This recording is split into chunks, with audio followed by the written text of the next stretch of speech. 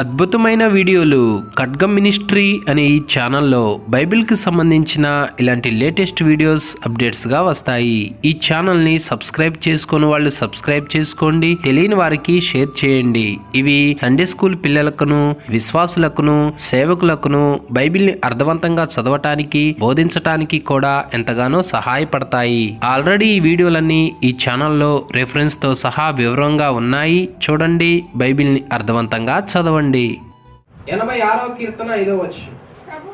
ప్రభువా ప్రభువా నీవు దయాళుడవు, క్షమించుటకు సిద్ధమైన మనస్సు కలవాడు. చాలు, అదే ఈరోజు దేవుడు మనతో మాట్లాడుతున్న మాట. మా దేవుడు ఎలాంటి వాడు అంటుందంటే లేఖనము, దయాళుడు. దేవుళ్ళో దయ ఉన్నది, దేవుళ్ళో ఈ గుణము ఉన్నదని లేఖనం సెలవిస్తా ఉన్నది. దయాళుడు, దయగలిగిన వాడు అంటే అర్థం ఏంటి? ఎవరి మీదైనా జాలిపడే మనసు అనమాట అది. ఎవరి మీదైనా ప్రేమ చూపే మనసు అనమాట అది. దయగలిగిన వాడు అని ఎవరిని అంటాము? కనికరం కలిగిన వాడు అని ఎవరిని అంటాము?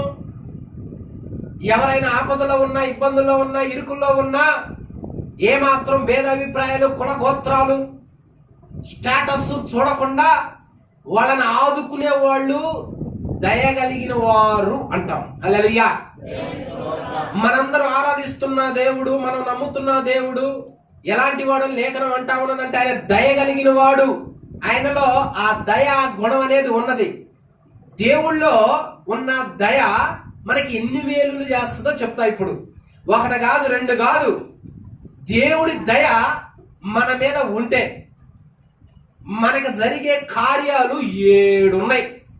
ఒక్కొక్కటిగా నేను చెప్తాను, చక్కగా వినండి, జాగ్రత్తగా రాసుకోండి.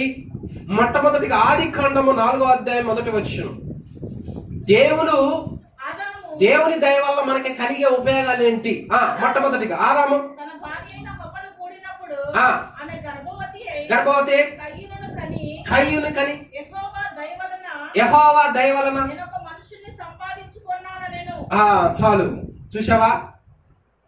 దేవుని దయ వలన మొట్టమొదటిగా నరులకు కలిగే మేలు, ఉపయోగం ఏంటి? ఒక మనుషుడు పుట్టటం. ఇక్కడున్న వాళ్ళందరూ వివాహాలు చేసుకొని పిల్లలు కన్నారు. పిల్లాడు పుట్టినంత తేలిక కాదు. బహుమానం రావటం, ఇవ్వటం ఏదైనా మన చేతుల్లో ఉంటే మనం తయారు చేసుకుంటాం. కానీ ఈ భూమి మీద ఒక వ్యక్తి మరొక వ్యక్తి కనాలి అంటే దేవుని దయ అతని మీద ఉంటేనే, దేవుని కనికరము వారి మీద ఉంటేనే అప్పుడు మూయబడిన గర్భాలు తెరవబడతాయి. అప్పుడు ఆ వ్యక్తి తల్లి, అప్పుడు ఆ వ్యక్తి తండ్రి. ఎందుకు అంటే దేవుడు ఆ వ్యక్తిని ఒక పిల్లలు లేని వారిగా, నిందించబడే వారిగా ఉంచడానికి ఇష్టపడట్లా. మనం ఏదైనా వస్తువు తయారు చేసినాం అంటే దానికంటే ఒక చోటు అనేది, ఒక ప్రత్యేకమైనది ఉంటుంది. ఆ వస్తువుని మనం తయారు చేస్తాము. మరి ఒక మనిషిలో ఇంకొక మనిషిని తయారు చేయాలి అంటే అది సాధ్యమే పనే? ఒక మనిషి ప్రాణంతోనే ఉన్నది. ఆ ప్రాణంతో ఉన్న ఆ మనిషిలో మరొక మనిషిని దేవుడు తన చేతులతో నిర్మిస్తున్నాడు అంటే ఇది ఆశ్చర్యము, అద్భుతము, వండర్. నీవు నన్ను పుట్టించిన పుట్టక ఎలాంటిదో తెలుసా? ఆశ్చర్యకరమైన పుట్టక ఇప్పుడు మనది. హల్లెలూయా. సాదాశీరణంగా మనం రాలా, ఆశామాషగా మనం రాలా. ఆయన హస్తంలో మనకి రూపురేఖలు ఏర్పరిచింది. ఎక్కడంటే తల్లి గర్భంలో అక్కడ పెట్టినాడు ప్రత్యేకమైన చోటు. ఆ గర్భం ఎలాంటిది అనుకున్నా దేవుడు నిర్మించింది. ఒక భూమి మీద ఒక రాజైనా, ఒక అధికారైనా, ఒక ప్రధానమంత్రి అయినా, ఒక పోలీస్ అయినా, ఒక ఇంపార్టెంట్ వ్యక్తి అయినా, ప్రముఖుడైనా ఆ చోటులో దేవుడి హస్తముల చేత నిర్మించబడి బయటికి రావాల్సిందే తప్ప ఏ వ్యక్తి బలవంతుడైనంత మాత్రాన డబ్బిస్తే ఒక కుమారుడు పుట్టలేడు, తీసుకుని రాలేడు. హల్లెలూయా. ఇప్పుడు నువ్వు నేను ఎలా పుట్టాం? ఆయన కనికరము, ఆయన దయ మన తల్లిదండ్రుల మీద ఉండబట్టి మనల్ని బహుమానంగా ఇచ్చినాడు, మనల్ని ఒక గిఫ్ట్గా ఇచ్చినాడు. అలా పుట్టిన వాళ్ళమే మనందరం. అర్థమైందా? అలా పుట్టిన వాళ్ళమే మనందరం. కాబట్టి ఆడపిల్లని తిట్టొద్దు, మగ పిల్లగాడని ప్రేమించవద్దు. అందరినీ సమానంగా చూడండి. ఇచ్చే విషయం ఎవరిని ఆడవారు ఎవరిని మగవారిగా పుట్టించాలో ఆయన నిర్ణయం ప్రకారం ఇస్తున్న బహుమానం అది. ఆయన దయ వలన ఇచ్చే బహుమానం అది. ఈ లోకానికి ప్రపంచానికి ఆ వ్యత్యాసం తెలీదు. అందుకే పుట్టుకలో కూడా భేదాభిప్రాయాలు చూస్తా ఉన్నారు. ఉపయోగపడేది మగవాడే, ఆడపిల్ల ఉపయోగపడదు. ఎవరు చెప్పారు అంటే దేవుడు ఉపయోగపడలేని బహుమానాన్ని ఇస్తున్నాడా, చెడిపోయిన బహుమానాన్ని ఇస్తున్నాడా, ఆ వ్యక్తిని అవమానించే బహుమానాన్ని ఇస్తున్నాడా? కాదు, ఆయనే స్త్రీనిగా పురుషునిగా పుట్టిస్తున్నాడు. మరి అంత కనికరం చూపి అంత దయపడి ఒక కుమారుని ఇస్తున్నాడు అంటే అది ఎంత సంతోషించాల్సిన విషయం, ఎంత ఆనందించాల్సిన విషయం. కానీ కొంతమందికి ఆడపిల్ల పుట్టేసరికి మోహం ఎంతలా ఉంది. మగపిల్లగాడు పుట్టాడంటే అందరూ ఫోన్ చేసి చెబుతారు, ఆడపిల్ల పుట్టిందంటే అందరూ ఫోన్ చేసి చెప్పరు. ఎందుకు? ఆడపిల్ల అంటే అంటే కట్నం ఇచ్చి ఇయ్యాలా పోవాలా, ఇయ్యాలా పోవాలా, డబ్బే ఉందమ్మా ఇయ్యాల ఉంటుంది, రేపు పోద్ది. డబ్బులనే సుఖం సంతోషం అనుకుంటే భూమి దేవుడు పోయేంతవాడికి బతికేవాడు కాదు. జీవం కలిగిన దేవుడిచ్చే బహుమానం విలువ నువ్వు ఎప్పుడైతే తెలుసుకుంటావో ఆయన ఆ బహుమానాన్ని ఒక గొప్ప స్థానంలో ఉంచుతాడు. హల్లెలూయా. కీర్తనల గ్రంథం చూడండి, అక్కడ ఏమన్నా ఆ బహుమానం గురించి. 139వ కీర్తన 13వ వచనములో దావీదు ఏమంటున్నాడు? నా అంతరింద్రియములను నీవే కలగజేసితివి, నా తల్లి గర్భమందు. చూసావా, ఎప్పటికి కూడా మనిషి దేని నుంచి పుట్టాడు రా, మనిషి దేని నుంచి వచ్చాడు, కోతి నుండి అని ఒకడు, దాని నుంచి అని ఒకడు, దీని నుంచి ఒకడు పిచ్చి పిచ్చి సమాధానాలు చెబుతున్నారే. అసలు పుట్టించిన వాళ్ళు ఎవరు? మనం నిర్మించబడిన చోటు ఏది? మన కన్నా తల్లి గర్భంలో మనం నిర్మించి దేవుడు బయటికి పంపిస్తే ఆ చోటు కూడా తెలియని అమాయకంగా ఉన్నారంట చాలా మంది. దావీదు అంటా ఉన్నాడు, నా తల్లి గర్భంలో నువ్వు నన్ను రూపించావు అంటున్నాడు. ఆ సత్యం తెలుసా? ఆ విలువ తెలుసా? ఆ గొప్పతనం తెలుసా?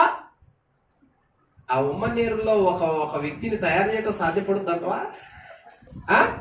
అందుకే అంటున్నాడు అక్కడ, వండర్ వండర్, నీ పుట్టక నా పుట్టక ఒక వండర్.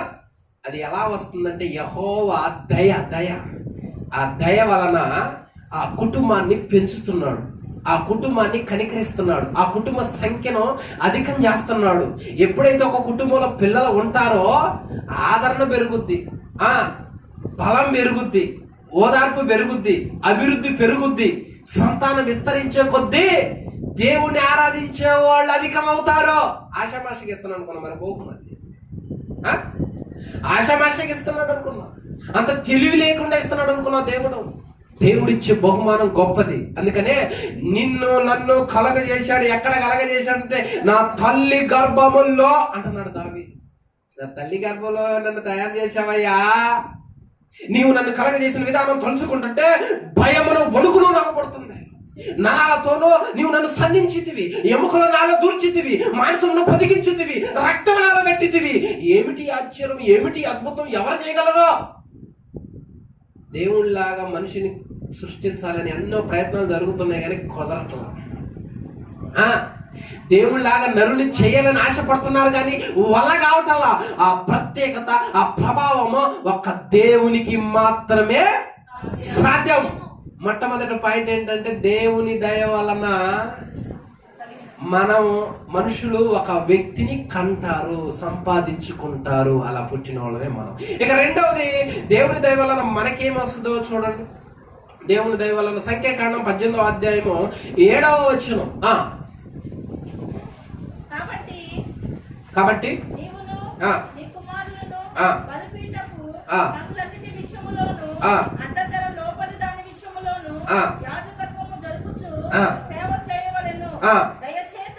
దయచేతనే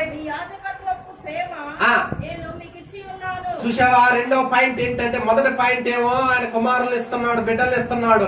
రెండవ పాయింట్ ఏంటంటే ఉద్యోగాన్ని ఇస్తున్నాడు ఆయన. రెండవ పాయింట్, నరుణ్ణి ఎందుకు పనికిరానిగా సోమరుడిగా ఉంచట్లా. ఒక్కొక్కరు ఒక టాలెంట్ పెట్టి ఆ టాలెంట్ ని అభివృద్ధి పరిచి ఒకరిని ఆ ఉద్యోగంలో, ఒకరిని ఈ ఉద్యోగంలో, ఎవరికి తగ్గ తలాంతులు వాళ్ళకి ఇచ్చి అందులో సెట్ చేస్తున్నారు. కాబట్టి సమస్తము క్రమంగా జరుగుతుంది. అసలు ఆ విలువ తెలియట్లా. ఇప్పుడు బ్యాంక్ ఎంత ఉపయోగం మనకి?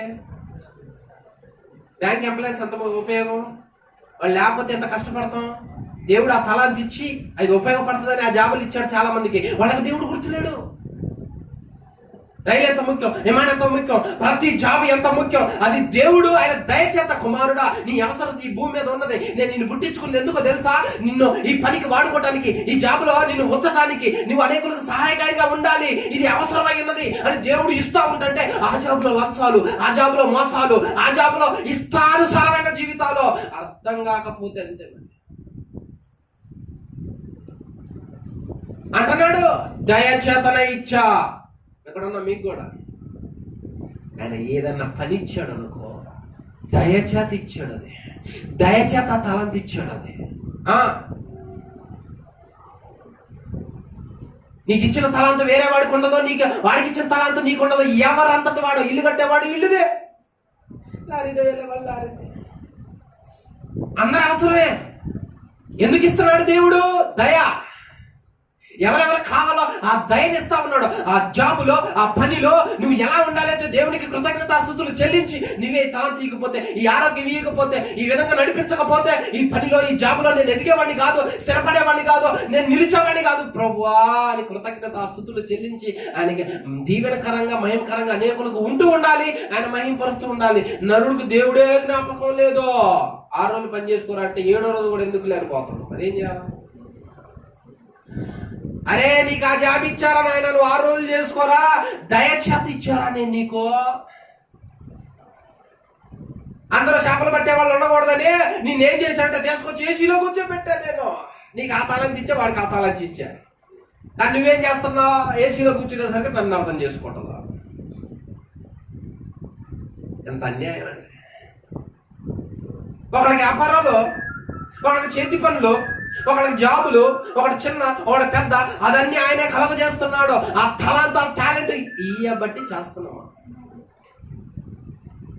కనుక దేవుడు అంటున్నాడు, అలానాడు యాజకుడు అంటే సేవకుడు కూడా ఒక ఉద్యోగమే. ఇప్పుడు నేను చేసేది కూడా ఆయన దయచేత నాకు ఇచ్చిందే. లేకపోతే చెట్లమ్మడి దగ్గర పెట్ల కొట్టి చేపలు పట్టేవాడిని నేను. నన్ను వదిలితే అసలు భూమి మీద ఉండేవాడిని కాదు. నేను 5 నిమిషాలు ఇంట్లో ఉండను. నేను ఇక స్కెచ్ చేస్తాయి. ఇక కొండలు ఎమ్మటానా, వాగులు ఎమ్మటానా, తాడి చూపులు ఉన్నాను. చేతిలో క్యాట్బాల్ అన్నా ఉంటుంది, లేదా గాలవన్నా ఉంటుంది. అరే నీ ఉద్యోగం ఇది కాదురా, నీ పని ఇది కాదురా, రాతనుగా నిన్ను మోసం చేశాడు కాబట్టి నువ్వు అడుగుతున్నావు. అదే శాశ్వతం, అదే జాబు అనుకుంటున్నావు. అది కాదురా నాయన. దయ తలుస్తున్నా ఇప్పుడు నీ మీద, జాలి తలుస్తున్నా ఇప్పుడు నీ మీద. నిన్ను ఒక దానిలో వాడుకోవటానికి నీకు తల అందిస్తున్నా, ఇటు రా అని పిలిచి రమ్మంటే నేను వస్తానా? అయ్యో MBA, షూటు, టై, ఐడెంటిటీ, ఏసీ, కంప్యూటర్ అన్న.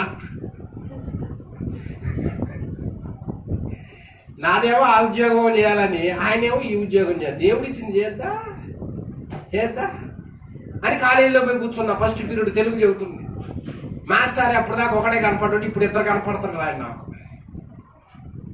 అప్పటికప్పటికే ఒకళ్ళు కనపడట్లా, 2 మాస్టర్లు కనపడుతున్నారు, 2 చాప్లీసులు కనపడుతారు, రాస్తా ఉన్నారు. వామ్మో అక్కడ కొడితే పిడుగురా నుంచి పడ్డా. ఇప్పుడు చెప్పు, ఆ జాబు చేస్తావా, ఈ జాబు చేస్తావా? అయ్యా నువ్వు ఏ జాబు చేస్తే ఆ జాబే చేస్తా. హల్లెలూయా. నా సొంతంగా దేవుడు నియమించిన దానికి విరోధంగా నడిస్తే నేనే మిగిలేవాడిని కాదు. ఆయన ఇదయ్యా నువ్వు ఇది చెయ్యాలని ఎప్పుడైతే అన్నాడో, అది చేసినప్పుడు అభివృద్ధి చెందుతావు. అది చేసినప్పుడు అనేకునికి ఆశీర్వాదకరంగా ఉంటావు. నీకంటే ఒక ఘనత, ఒక విలువ ఉంటుంది. నువ్వు అది చేయకుండా నీ సొంతంగా జరగవు. హల్లెలూయా. చూడు లేఖనం ఏమంటుంది అక్కడ, ఆదికాండం 40వ అధ్యాయం 13వ వచనం. ఆయన ఏం చేస్తాడు? ఆదికాండం 40వ అధ్యాయం 13వ వచనం. ఇంకా 3 దినములలోగా ఫరో నీ తలను పైకెత్తి నీ ఉద్యోగము నీకు మరలా ఇప్పించును. బా ఎవరి జీవితంలో ఇది జరుగుద్దో ఆమేన్. చూడు ఏమంటుంది, ఇంకా 3 దినములలో నీ పోయిన ఉద్యోగం, ఏడుస్తున్నావు అనుకున్న ఉద్యోగం పోయింది, బతుకుదేరు లేదు, నా బతికేందని బాధపడుతున్నావేమో. ఇంకా 3 దినములలో దేవుడు పోయిన నీ ఉద్యోగాన్ని తిరిగి ఇయ్యబోతున్నాడు అని చెబుతున్నాడు యేసు అక్కడ. చూసా అంటే దేవుడు ఏం చేసేవాడు? ఉద్యోగాలను, చేతి పనులను ఇచ్చే దేవుడు, ఉద్యోగాలను ఇచ్చే దేవుడు. సాతాను గడు ఏం చేశాడు? ఉన్న ఉద్యోగాన్ని ఓడబీకేవాడు. సాతాను గడు ఉన్న ఉద్యోగాన్ని, ఉన్న పనిని ఓడబీకేవాడైతే దేవుడు తన బిడ్డలకి ఒక బ్రతుకు తెరు ఇచ్చేవాడు, అది చూపించేవాడు. అలా ఇయ్యబట్టే మనందరం కూడా ఆయా పనులు, ఆయా జాబులు చేసుకుని జీవనాన్ని కొనసాగిస్తా ఉన్నాం. హల్లెలూయా. ఇక 3వదిగా దేవుని దయ మన మీదకి వస్తే ఏం జరుగుతుందో చూద్దాం. 1 దినవృత్తాంతముల గ్రంథము 28:4.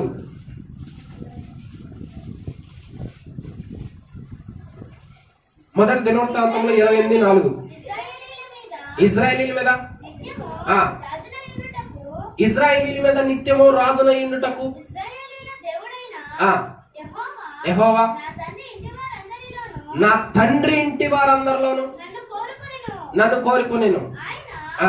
యూదా గోత్రమును, ఈదా గోత్రమును, యూదా గోత్రపు వారిలో ఈదా గోత్రపు వారిలో ప్రధానమైనదిగా ఆ. నా తండ్రి ఇంటిని, నా తండ్రి ఇంటిని, నా తండ్రి ఇంటిలో నా తండ్రి ఇంట్లో నన్నును ఏర్పరచుకొని నా యందు ఆ. ఆయన దయ చూపి ఇశ్రాయేలీయుల మీద ఆ. రాజుగా నియమించి ఉన్నాడు. రాజుగా నియమించాడు. చూసావా, దేవుని దయ వల్ల 3వదిగా వచ్చేది ఏందే? గొప్పోడు. రాజంటే ఎవడు? గొప్పోడు. దేవుని దయ మానవుల మీదకు వస్తే కొంతమందిని గొప్ప స్థానానికి తీసుకొని వెళతాడు, కొంతమందిని సాధారణంగా ఉంచడు. వాళ్ళని ఆ ప్రాంతంలో, ఆ జిల్లాలో, ఆ రాష్ట్రంలో ఒక ప్రముఖమైన వారిగా, ఒక సెలబ్రిటీగా, ఒక ఉన్నతమైన స్థితి కలిగిన వారిగా, గొప్ప స్థానంలో, పేరు ప్రఖ్యాతలలో ఉంచుతాడు దేవుడు. ఈరోజు చాలా మంది గొప్ప స్థానంలో ఉన్నారు. వాళ్ళందరికీ ఆ పేరు ప్రఖ్యాతలు ఎలా వచ్చాయి? మోషే అనే నత్తివాడు ఉండెను, అతడు ఐగుప్తు దేశంలో గొప్పవాడాయను. అది వరకు ఎవరతను? గొర్రెలు కాసుకునేవాడు, పశువులు కాసుకునేవాడు, జీవాలు కాసుకునేవాడు, అడుగు పోయేవాడు, కర్ర తీసుకునేవాడు, చెట్లకి రాళ్లబడి తిరిగేవాడు, వర్షానికి తడిచేవాడు, చలికి వణికేవాడు, ఎండకి ఎండేవాడు. విలువ లేని బ్రతుకులు, ఎన్నిక లేని బ్రతుకులు, వ్యర్థమైన బ్రతుకులు. అలాంటి బ్రతుకుని ఒక రోజు దేవుడు దయదలిసి, నువ్వు ఐగుప్తు దేశములో గొప్పవాడివి. హల్లెలూయా. దేవుడు ఇక్కడ ఉన్న వాళ్ళందరిని ఒక గొప్పవారిగా చేయునుగాక. జెఫన్యా గ్రంథం 3:19 ఏమన్నాడు చూడండి. జెఫన్యా గ్రంథం 3:19. ఆ కాలమున చూడు, ఆ కాలమున నిన్ను హింస పెట్టు వారందరినీ నేను శిక్షింతును. ఆ. ఆ. ఆ. ఆ.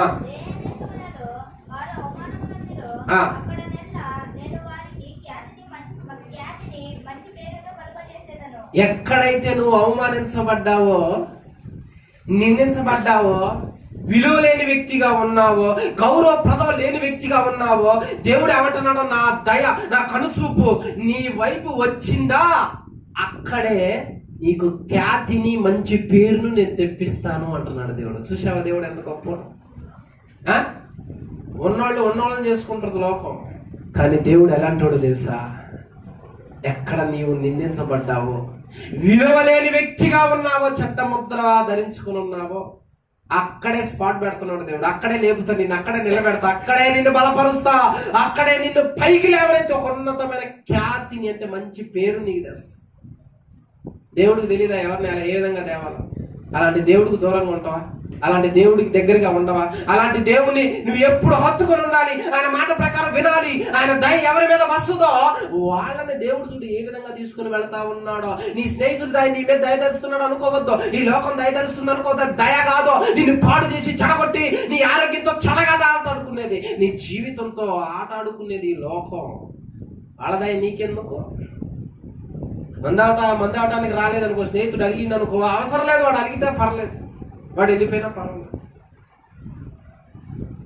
నీ మీద దయదలిచి పిలుస్తున్నాడని అనుకోవద్దు. నిన్ను దయదలిచి కాదు, నిన్ను దరిద్రుని చేయడానికి, ఉన్నది బాగొట్టడానికి. దేవుడు ఆడుకోయాని ఇస్తుంటే అవి పోగొట్టుకుంటాము తెలియక అమ్మాయికి.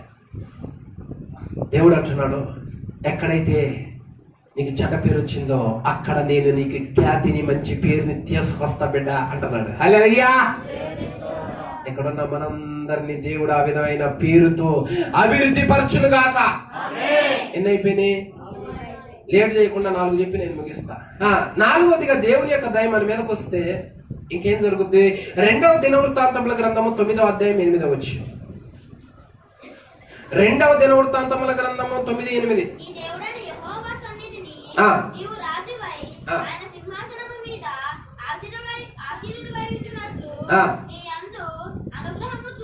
నీ యందు అనుగ్రహం అంటే దయ చూపి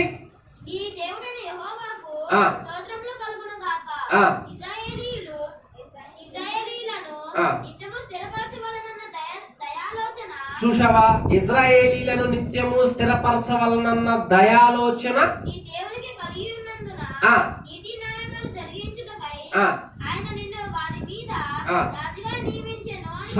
చాలు. 5వ పాయింట్ ఇది. 4వ పాయింట్ కొన్న అర్థం ఏంటంటే, దేవుని దయ ఎవరి మీదకైతే వస్తుందో ఆ కుటుంబాన్ని, ఆ బిడ్డలను, వాళ్ళని దేవుడు స్థిరపరుస్తాడు. ఒక దాంట్లో నాటుతాడు, ఒక దాంట్లో ఎదిగిస్తాడు. స్థిరత లేని జీవితాలు చాలా ఉన్నాయి, ఒక క్రమం లేని జీవితాలు చాలా ఉన్నాయి. కాసేపు ఇటు కాసేపు అటు, ఎటు పడితే అటు.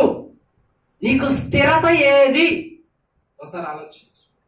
దేనిలో నువ్వు స్థిరంగా ఉన్నావు, దేనిలో స్థిరపడ్డావు, అక్కడి నుంచి దేనిలో ఎదిగావు. స్థిరత లేదు. స్థిరత లేనప్పుడు మనశ్శాంతి ఉండదు, ప్రశాంతత ఉండదు. దేవుడు ఏమంటున్నాడు అంటే, ఇక నుంచి నిన్ను స్థిరపరుస్తున్నాను. ఎందుకంటే నీ మీద దయ ఉన్నది కనుక ఒక చోట్ల స్థిరపరుస్తా, ఒక చోట్ల నాడుతున్నా, అక్కడ నుంచి నిన్ను లేవనెత్తుతా. ఇదిగో నువ్వు ఇక ఎదురు చెదిరిపోవో, అటు తిరగో ఇటు తిరగో, నిరుత్సాహంగా ఉండవో. ఏలయనగా నా దయ పొందుకున్నాను, నా దయ కలిగి ఉన్నా. నీకు మారు మనసు అనే స్థిరత ఉందా? రక్షణ అనే స్థిరత ఉందా? కాసేపు లోకంలో కాసేపు దేవుడి వైపు చూడు. స్థిరత లేని జీవితం. కాసేపు అడిపోయి అది సంపాదిస్తావు, కాసేపు ఇటు సంపాదిస్తావు. స్థిరత లేని జీవితం. ఇలాంటి స్థిరత లేని జీవితాలు ఎలాంటి? దొంగతనం చేస్తే డబ్బులు వస్తాయి, వాడు ఆడుకుంటుండవు. స్థిరత లేని జీవితాలు అవి. లోకపరమైన వ్యభిచారం చేసి డబ్బు సంపాదిస్తున్న స్థిరత లేని జీవితాలు అవి. వాటిలో స్థిరత ఎందుకు వస్తుంది? మనిషి పాపం చేసి లంచం తీసుకుని వ్యర్థమైన వాటన్నిటిని ఉపయోగించి స్థిరపడాలనుకుంటున్నాడు. అది స్థిరత కాదు.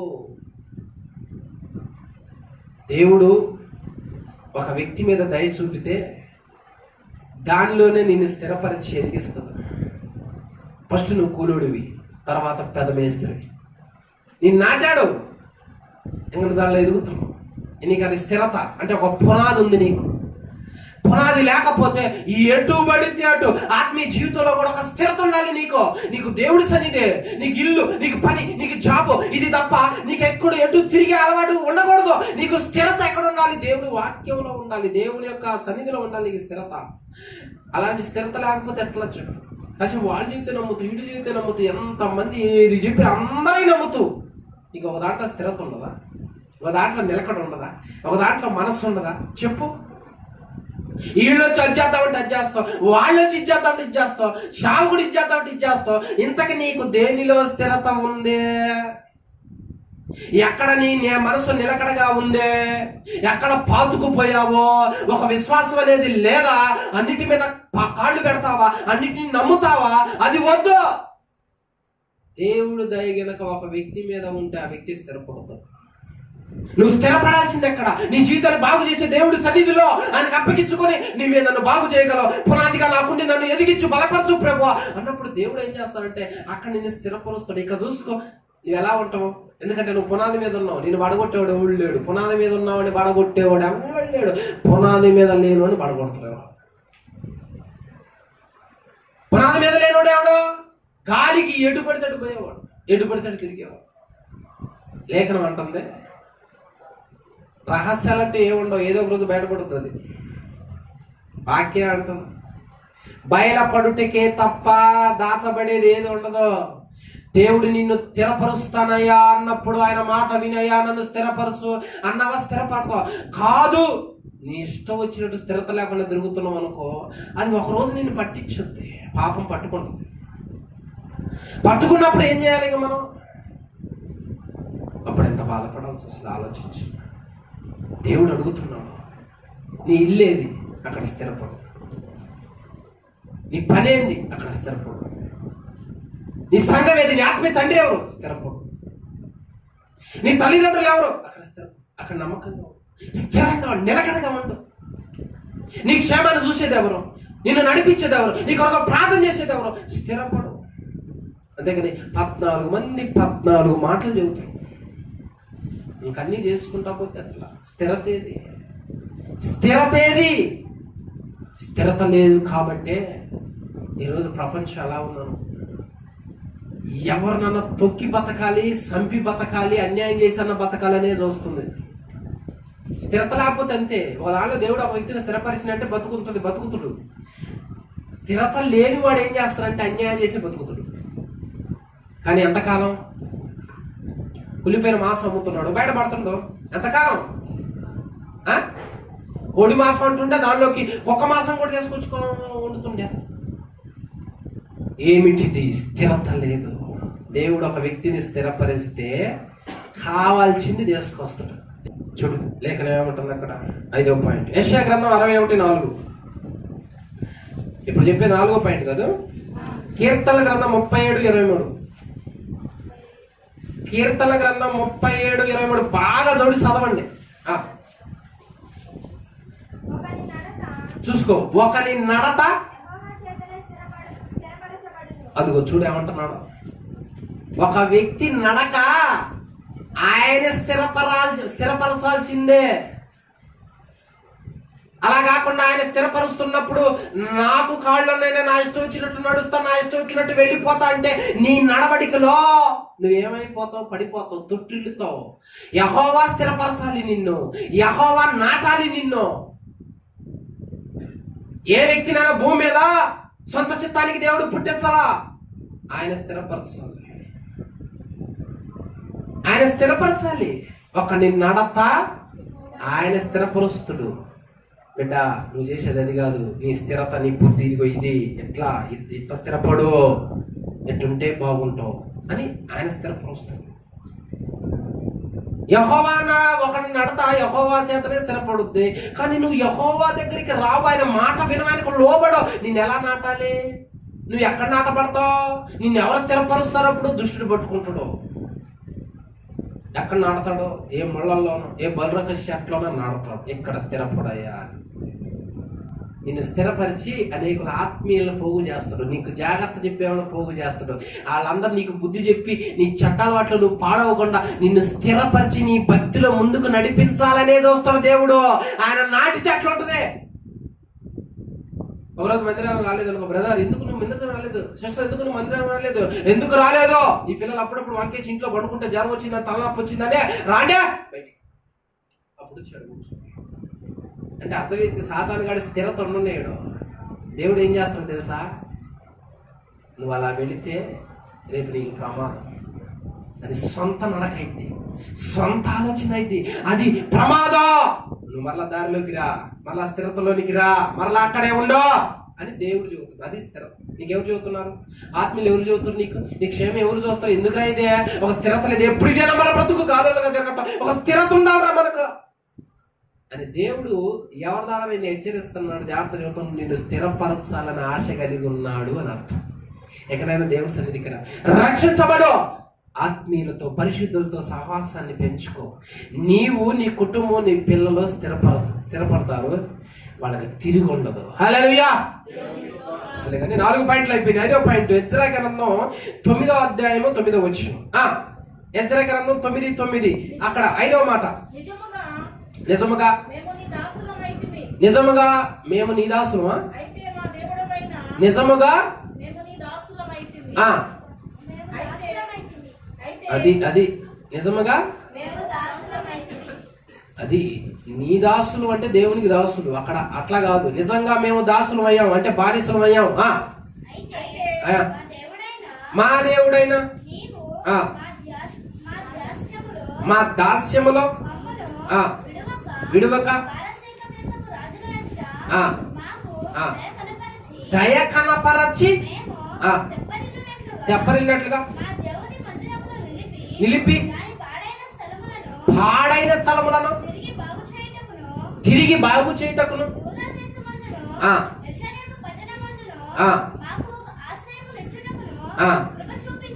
చాలు.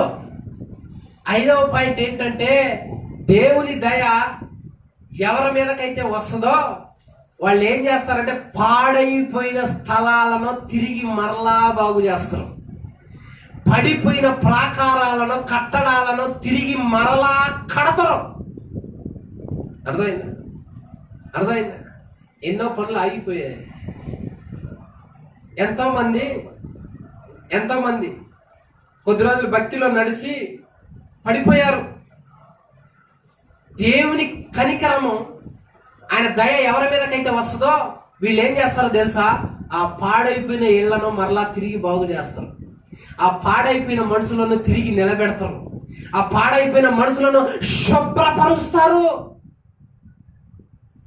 దేవుని దయ ఒక వ్యక్తి మీద ఉంటే ఆ వ్యక్తిని దేవుడు ఆ విధంగా వాడుకుంటాడు, ఆ విధంగా లేవనెత్తుతాడు. నీ ద్వారా ఏ ఇల్లు శుభ్రపడ్డదే, ఏ వ్యక్తి పడిపోయిన లేచాడో, ఏ వ్యక్తి బాగుపడ్డాడు, ఏ వ్యక్తిని దేవుడి సన్నిధికి నడిపించాడు, ఏ వ్యక్తి దొరలవాట్లు పోయాయి నీ ద్వారా, ఏ వ్యక్తి మలినో శుభ్రపడ్డది నీ ద్వారా. పడిపోయిన ప్రాకారాలను తిరిగి నిలబెడతారు, పాడైపోయిన స్థలాలను బాగు చేస్తారంట. దేవుడి దయ ఎవరి మీద అన్న వస్తే మనల్ని దేవుడి సన్నిధికి నడిపించినందుకు నీ ద్వారా ఎన్నో కుటుంబాలు మేలు పొందుకోవాలి. కొంతమంది బాగా కావాలి. ఆ ఇళ్లలో రక్షణ లేని ఇళ్ళు ఎంతో మంది ఉన్నాయి. ఆ రక్షించబడిన వాళ్ళు ఎంతో మంది ఉన్నారు. ఆ కుటుంబంలో యవనస్తులు ఉన్నారు, పిల్లలు ఉన్నారు. వాళ్ళ భవిష్యత్తు ఎలా ఉన్నదో తెలుసా? గమ్యం లేని జీవితం, రక్షణ తెలియని జీవితం, ప్రతిరోజు కొట్లాట, ప్రతిరోజు చెడు వ్యసనాలకు బానిసలైపోయి పాడైపోయిన స్థలమైన ఇల్లు. ఆ ఇంట్లో ఇప్పుడు గొడవలే, కొట్లాట్లే, మనశ్శాంతి లేకపోవటాలు, పాడైపోయిన ఇల్లు. దేవుని దయ ఒక వ్యక్తి మీదకి వస్తే ఆ వ్యక్తి అంట దాన్ని బాగు చేస్తాడు. పడిపోయిన వ్యక్తిని లేవనెత్తుతున్నాడు. నీ స్నేహితుడు ఇప్పుడు ప్రార్థనకు రాలేదనుకో, ప్రార్థించు, అడుగు అడుగు అడుగు. ఆ వ్యక్తిని కనుక నువ్వు నిలబెడితే పడిపోయిన ప్రాకారాన్ని నిలబెట్టినాడు అవుతావు. ఆ ఇంట్లో చెడు ఒకప్పుడు అతని ద్వారా ఆ ఇంట్లో చెడు ఉన్నది కాబట్టి అది పాడైపోయింది. ఇప్పుడు ఆ వ్యక్తిని నువ్వు కనుక నువ్వు బాగు చేస్తే ఇల్లు పాడు కాదు, అక్కడ శుభ్రపడుతుంది. చెడిపోయిన వస్తువులు ఉండవు అక్కడ, చెడు పాటలు ఉండవు అక్కడ, వ్యర్థమైనవి ఉండవు అక్కడ, పరిశుద్ధత ఉంటుంది అక్కడ. నన్ను దేవుడు దయదలిచే కదా రక్షించుకొని ఇక్కడ తీసుకొచ్చాడు. మరి ఆయన దయ మన మీద ఉంటే మనం ఏం చేయాలి? వచ్చే ఆదివారం ఒకళ్ళని తీసుకొని రావాలి. సినిమాకా, సర్కస్ ఎగ్జిబిషన్. ఇంకా దానికి చెప్పాల్సిన పని లేదు. పిడుగురాళ్ళు అమ్మ షాప్ ఓపెన్ అయింది, అబ్బా ఏం సీఎల్ తల మెరిసిపోతాను. వాడు పబ్లిసిటీ అవసరంలా, ఒకళ్ళ పోయి వస్తే చూస్తే చాలు. ఎస్టీ కాలనీ మొత్తం తెలిసిపోతుంది, గాంధీనగర్ మొత్తం తెలిసిపోతుంది. వీళ్ళే ఫ్రీగా పబ్లిసిటీ ఇస్తారు అనమాట. ఏమున్నారా నాయన ఐటమ్స్, శారీలు ఏమున్నారా, డ్రెస్సులు ఏమున్నారా, అబ్బా అబ్బా అబ్బా. ముక్కు మొఖం తెలియని వాళ్ళు కూడా పరిచయం చేసి వదిలిపెడతారు వాడు. నేను అడుగుతున్నా, దీని ద్వారా ఆ ఇంట్లో ఎవడన్నా బాగుపడుతుంది? చెడిపోయిన వ్యక్తి బాగవుతుడా? దేవుడు ఇస్తున్న దయ ఎలాంటిది అంటే, నీ ద్వారా నీ స్నేహితుడు ఇల్లు చెడిపోయి ఉంటే దురలవాట్లతో రక్షణ లేక అది బాగవుద్దంట. ఆ వ్యక్తిని చేసుకొస్తావు, నిలబెడతావంట. అది నీ ద్వారానే సాధ్యం. నేనా అని అనుకోవద్దు. స్నేహితులు చెప్పండి, పక్కింటి వాళ్ళు చెప్పండి, ఆ ఇంట్లో నీ ద్వారా కొంతమంది బాగా కావాలి, మరణానికి లోనై ఉన్నారు, వ్యర్థమైన అలవాట్లలో ఎప్పటికీ వాళ్ళ ప్రాణం ఎప్పుడు పోయిందో తెలియదు, వాళ్ళ జీవితాలు ఎప్పుడు పతనమైతాయో తెలియదు, వాళ్ళ జీవితాలు ఎప్పుడు నశించిపోతాయో తెలియదు. అంత భయంకరంగా ఉన్న ఈ దినాలలో దేవుడు, బిడ్డా నా దయ నీకు వచ్చి ఇన్ని రోజులైతే నువ్వు నా కోసం ఏమన్నా చేస్తున్నావా? పడిపోయిన ఇళ్ళు, ప్రాకారాలు దెయ్యాల చేత ఆవరించబడిపోయి ఉన్నాయి. నిన్ను కదా ఎన్నుకుంది బాగు చేయమని. మరి నువ్వేం చేస్తున్నావు? నువ్వేం చేస్తున్నావు?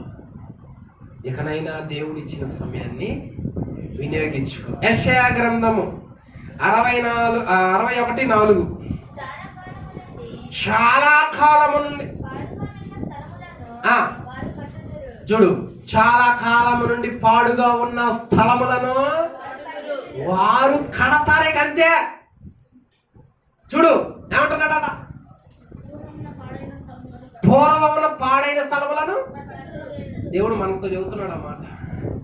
అయ్యా, చాలా కాలం నుంచి తల్లి గర్భంలో పుట్టిన కాడ నుంచి వాళ్ళకి నీతి లేదు, చెడులోనే ఎదిగారు ఆ కుటుంబం అంతే.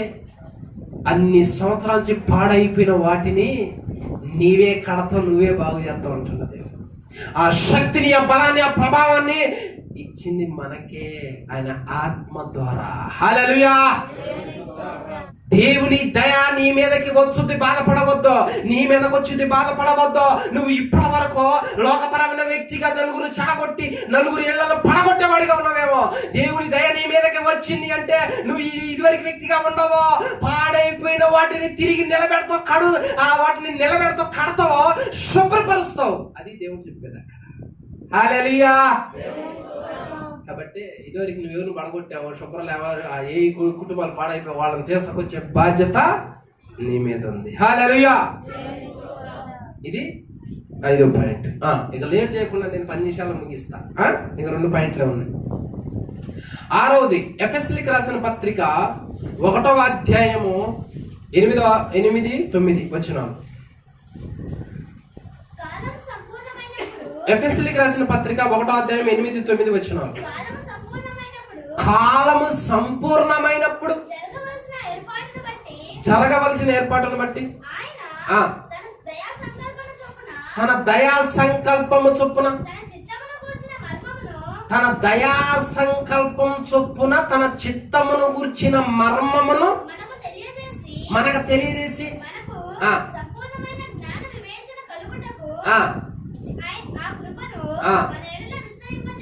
చూసావా, ఇక్కడ చదవబడిన లేఖన భాగంలో ఏమనుందంటే, ఆయన దయా సంకల్పం చొప్పున ఆయన చిత్తం మన మీద ఏవై ఉన్నదో ఆ మర్మాన్ని మనకు బయలుపరిచాడంట ఆయన. అంటే దేవుడి చిత్తం ఏమైనదో మన మీద, దేవుడు మన మీద ఏ ఉద్దేశం కలిగి ఉన్నాడు, దేవుడు మనల్ని ఎలా ఉండాలని కోరుకుంటున్నాడో, అసలు మన మీద ఏ ఉద్దేశం కలిగి ఉన్నాడో అంటే లేఖనం అంటా ఉన్న చూడండి. ఇక్కడ 1 దెస్సలోనికైలకు రాసిన పత్రిక 4వ అధ్యాయము 4-5 వచనాలు. దేవుని చిత్తం ఏంటి? ఆయన దయ వల్ల మనకు బయలుపరచబడిన చిత్తం ఏంటి?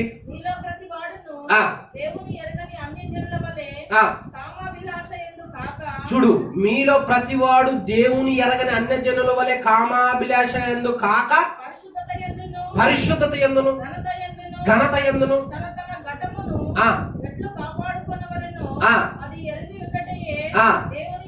అది సంగతి. ఇప్పుడు నా బలహీనతలు ఎలా పోతాయో, నేను ఎలా ప్రార్థన చేయాలో, జరగబోయేది ఏమిటో నాకు వాక్యం ద్వారా నాకు బయలుపరిచిన దేవుడు. మనకే తెలిసింది అది ఆయన దయ వల్ల. ఒక లోకస్తుడికి, ఒక బలవంతుడికి ఇది లేదు, ఈ కృప లేదు. దేవుడి చిత్తం, దేవుడి ప్రణాళిక, నా పరిశుద్ధతని నేను ఎలా కాపాడుకోవాలో నాకు తెలుసు. ఏ చెడులో అది చేయి పెడితే ఏ నష్టం నాకు వస్తుందో నాకు ఆయన వాక్యం ద్వారా బయలుపరిచాడు. కానీ లోకస్తులు వాళ్ళు ఎలా ఉంటారు అంటే అది ఎంజాయ్గా భావిస్తారు.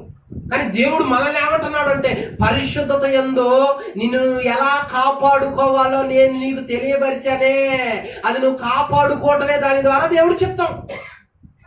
నువ్వు వాక్యం వినకపోతే, నువ్వు వాక్యాన్ని చదవకపోతే, యవనస్తులు తమ నడత శుద్ధిపరచుకోవాలంటే నీ వాక్యం చేతనని దేవుడు చెబుతా ఉంటే దాన్ని పక్కన పెడితే నీ పరిశుద్ధతలో నీ గతాన్ని నువ్వు కాపాడుకోలేవు. నీ పరిశుద్ధత కలిగి నువ్వు ఉండలేవు. ఆ పరిశుద్ధత నీకు కావాలంటే దేవుని వాక్కు నీకు తెలియాలి.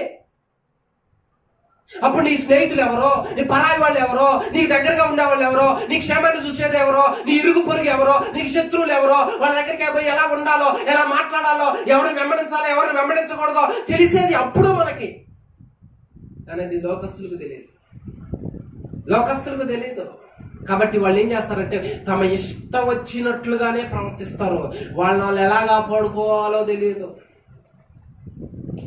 వాళ్ళని ఎలా రక్షించుకోవాలో తెలియదు, తమ శరీరాన్ని ఎలా శుద్ధిపరచుకోవాలో తెలియదు. అవసరమైతే కొరుక్కుంటాడో, కోసుకుంటాడో, అవసరమైతే దానికి బెజ్జాలు పెట్టుకుంటాడో, ఇష్టం వచ్చిన వాళ్ళ మీద అనుమతిస్తాడో. దేవుడు ఏమంటున్నాడంటే అది వాళ్ళకి తెలియదు. కానీ నేను నా దయ వలన, నా దయా సంకల్పం చొప్పున నీకు వాక్యం ఇచ్చా, నీకు తెలియపరిచా. అది ఎంత తప్పో, ఎంత అపవిత్రతో, ఎంత చెడో, దానికి నువ్వు ఎంత దూరంగా ఉండాలో నా వాక్యం ద్వారా నీకు తెలియపరిచా. లోకస్తులకు తెలియదు ఇది. అర్థమైందా?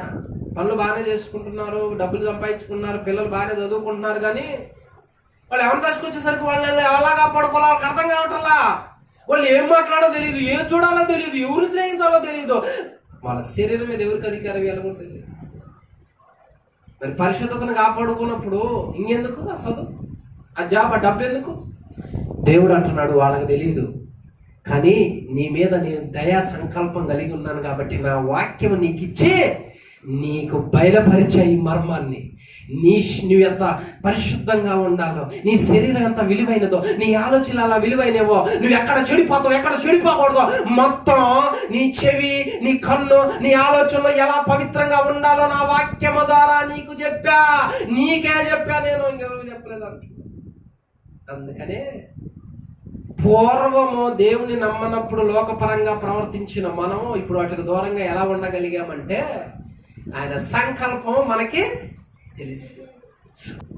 6 పాయింట్లు అయిపోయినాయి. 7వ పాయింట్, 1 కొరింథీయులకు రాసిన పత్రిక 1:21.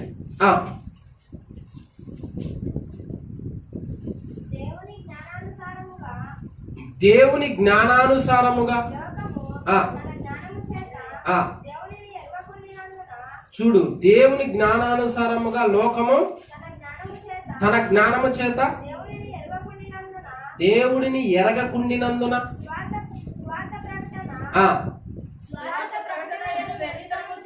సువార్త ప్రకటన అనే వెర్రితనము చేత నమ్మే వారిని రక్షించుట. చూసావా? చివరిగా 7వ పాయింట్ ఏంటంటే, నువ్వు చిన్నప్పటి నుంచి ఎన్నోసార్లు మరణం నీ మీదకి రాబోతుంటే, ఎన్నో ఆపదలు నీ మీదకు వస్తే, సాతానుగాడు ఎన్నో వాటిలో నిన్ను మృంగాలని చూస్తే, నిన్ను రక్షించడానికి దేవుడు ఒక దినం ఏర్పాటు చేశాడు కాబట్టి నిన్ను కాపాడుతూ ఈ తరంలో ఇప్పుడు రక్షించుకున్నాడు. ఆయన దయ వలనే ఇదంతా సాధ్యపడ్డదే, ఆయన కనికరం వల్ల ఇదంతా సాధ్యపడదే. లేకపోతే మనం ఎలా రక్షించబడతాం? లేఖనం అక్కడ ఏమంటుంది? ఆయన దయ వల్లనే రక్షించబడ్డాం, ఆయన దయ వల్లనే బాప్తిజం తీసుకున్నాం, క్రీస్తు రక్తంలో కడగబడ్డాం, పరిశుద్ధులుగా ఉన్నాం.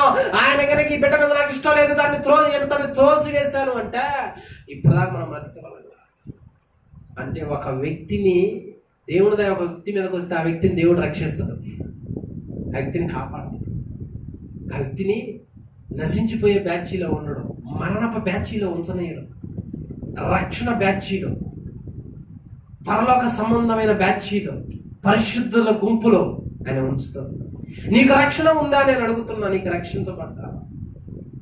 దేవుడు దయతోనే నేను ఇక్కడికి పిలిచి రక్షించాలని ఆశపడుతున్నాడు. బిడ్డ, ఇదివరకు లోకం అనే జ్ఞానముతో నువ్వు ఎలా ఉన్నావు అంటే రక్షణ లేకుండా ఉన్నావు.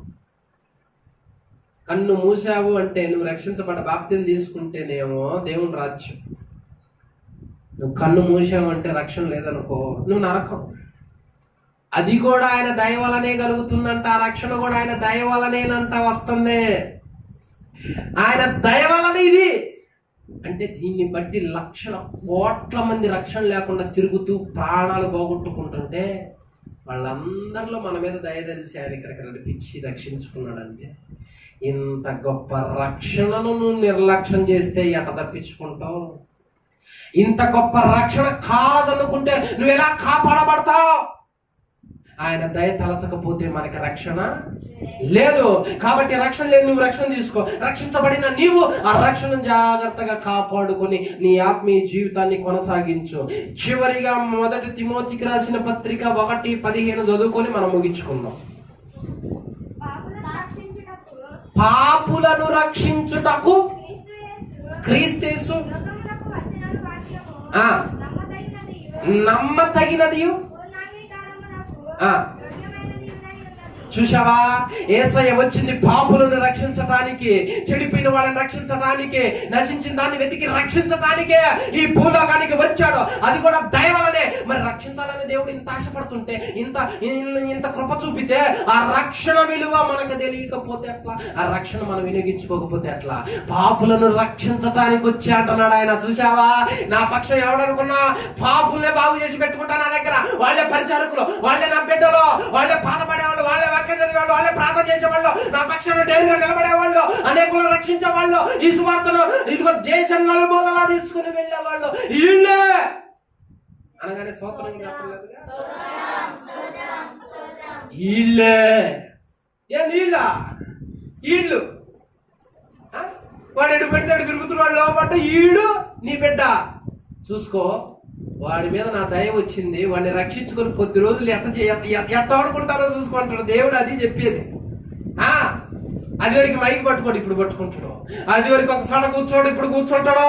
అది వరకు కన్నీరు కాల్చాడు, ఇప్పుడు కాలుస్తాడు. అది వరకు మోకరించాడు, ఇప్పుడు మోకరిస్తాడు. అది వరకు సిగ్గుపడతాడు, ఇప్పుడు సిగ్గుపడడు. అది వరకు ఈ చెప్పని మాటలు ఇప్పుడు చెబుతాడు. అది వరకు అతను మాట్లాడితే ఎవడు బాగుపడ్డాడు, ఇప్పుడు అతను మాట్లాడితే బాగుపడతాడు అంటాడు దేవుడు. హల్లెలూయా. పాపులను రక్షించటానికి వచ్చింది ఆయన. కాబట్టి బ్రదర్స్ జాగ్రత్తగా వినండి. కొంతమంది నేను మందిరానికి రాను అంటే, బా నేను చెడిపోయాను, నేను మంచివాడిని కాదులే అన్నా, నా బుద్ధి మంచిది కాదులే అన్నా, నేను రానులే అన్నా. నీకోసమే వచ్చింది. నా బుద్ధి మంచిది కాదు, నేను రాలేనా, నేను చెడిపోయిన వాళ్ళే అన్నా. మరి నీలాంటి వాడి కోసమే వచ్చింది, నాలాంటి వాడి కోసమే వచ్చింది. మంచి వాళ్ళు కాదని తెలిసే కదా ప్రాణం పెట్టడానికి వచ్చింది. సాతానుగాడు బయట కూడా చూడంత మోసం చేస్తున్నాడు. నువ్వు బాధపడవద్దు, దేవుడి సన్నిధికి రా. ఆయన దయ నీ మీద ఉన్నది కాబట్టి ఈ మాటలు నీతో మాట్లాడుతున్నాను. అందరికీ వందనములు. ఖడ్గం మినిస్ట్రీ వీడియోలకు సంబంధించిన బుక్కు ప్రింట్ అయి సిద్ధముగా ఉన్నది. మొదటి బుక్కు ఈ కనిపించే 30 అంశాల మీద ఉన్నది. కావలసిన వారు ఈ నెంబర్కు కాల్ చేసి ఆర్డర్ చేసుకొనగలరు. బైబిలులోని ఆదికాండం నుంచి ప్రకటన గ్రంథం వరకు ఉన్న 1126 కఠిన పదాలు రిఫరెన్స్ తో సహా వాటి అర్థాలు గల బుక్ కావాల్సిన వారి క్రింది నెంబర్లకు కాల్ చేయండి. ఖడ్గం మినిస్ట్రీ అనే ఈ ఛానల్ ని వీక్షిస్తున్న మీ అందరికీ మా వందనములు. ఈ ఛానల్లో బైబిల్కి సంబంధించి ప్రతి కఠినమైన పదాలకు అర్థాలు వస్తాయి. కాబట్టి ఈ ఛానల్ ను సబ్స్క్రైబ్ చేయండి, లైక్ చేయండి, కామెంట్ చేయండి, షేర్ చేయండి.